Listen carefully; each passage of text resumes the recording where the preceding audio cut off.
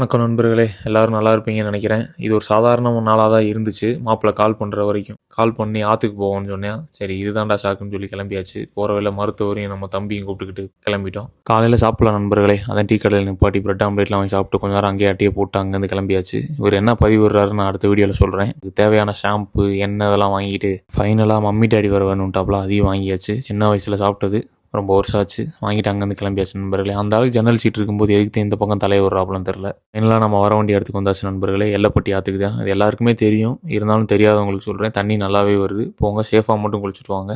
எதிர்பார்க்காததை எதிர்பாருங்கள். அது மாதிரி இருந்துச்சு அந்த நாள். நல்லா எண்ணெயெல்லாம் தலைக்கு தேய்ச்சிட்டு கொஞ்சம் நேரம் ஆகணும் இல்லையா, அதனால் ஃபோட்டோவெல்லாம் போஸ்ட் கொடுத்துட்டு அப்படியே திரும்பி பார்த்தா தம்பிங்க மரத்துலேருந்து குதிச்சுட்டு இருந்தாங்க. எனக்கு அங்கேருந்து குதிக்கணும்னு ஒரே ஆசை. சரி, அதனால் நானும் போய் மலையெல்லாம் ஏறலான்னு ஏறிட்டேன் நண்பர்களே. ஏறுற வரைக்கும் தெரியல.